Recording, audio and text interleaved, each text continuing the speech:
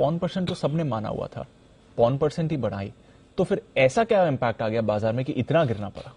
तो हमारे बाजार के चढ़ने के लिए ये जरूरी था कि 0.5% ही बढ़ाए और उसके साथ साथ कुछ कुछ अच्छा बोले। सबसे खराब ये हो सकता था कि 1% बढ़ाए और खराब बोले।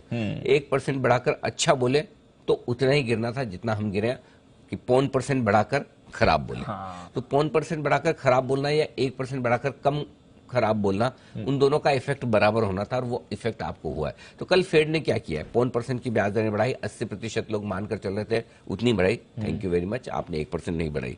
आगे के लिए आपको डराना था, डराया। कितना डराया? जितना डरा सकते थे उतना डराया। हाँ। दो तरीके से। पहला, इस साल अब बचे हुए समय में 2 और मीटिंग होगी फेड की।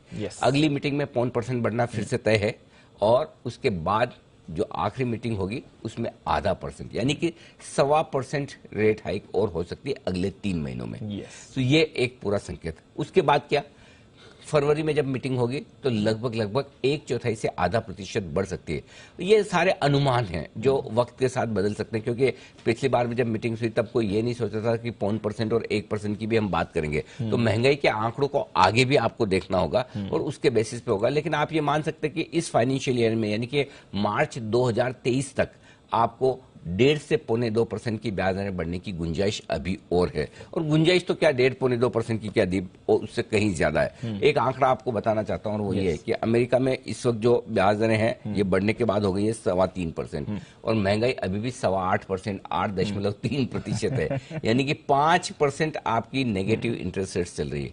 अब कंपेयर कीजिए, क्यों मैं कहता हूं बार बार कि हमारे इकोनॉमी, हमारे बाजार इसलिए मजबूत है क्योंकि हमारे यहाँ महंगाई है, ऐसा नहीं कि हमारे यहाँ नहीं है, लेकिन हमारे यहाँ चिंताएं कम है क्योंकि हमारे ब्याज दरें ऑलरेडी ऊंची है। 7% की हमारी महंगाई दर का आंकड़ा है और 5.4%। दुनिया भर में अगर आप देखेंगे तो बड़े देशों में सिर्फ हम अकेले हैं जिनकी रियल इंटरेस्ट रेट -1.5%, 1.6%, यानी कि सबसे बेहतर हमने मैनेज किया हुआ है महंगाई और ब्याज दरों के संतुलन को। बिल्कुल बिल्कुल सर। बैलेंस सबका बिगड़ा हुआ है। लेकिन आप सोचो, अमेरिका में 5%, यूके 8-8.25%, यूरोप 8.5%। मतलब क्या कर क्या रहे हैं, मतलब उनके गवर्नर्स को देखिए, हमारे गवर्नर को देखिए।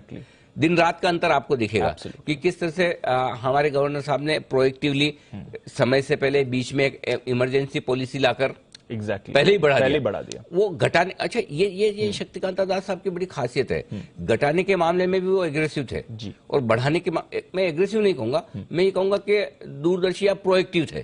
समय से पहले वो भांप रहे हैं। मतलब ये है ना कि बाद में एक्शन लूं, उससे पहले लेकर मैं कितना नुकसान रोक सकता हूं। नुकसान दोनों तरह का है, महंगाई बढ़ने का भी होता है और ग्रोथ घटने का भी होता है। तो जब आपको ब्याज दरें तेजी से कम करनी है तो ग्रोथ की बैंड बच जाए उससे पहले आप कर दें शुरू। वो उन्होंने किया जब उन्होंने कार्यभार संभाला था शुरुआत में, उनके पहले टेन्योर में।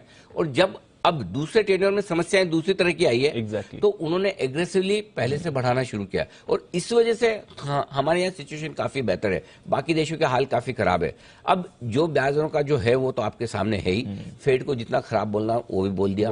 अब तीसरी चीज ये कि इन सब का असर जो दिख रहा है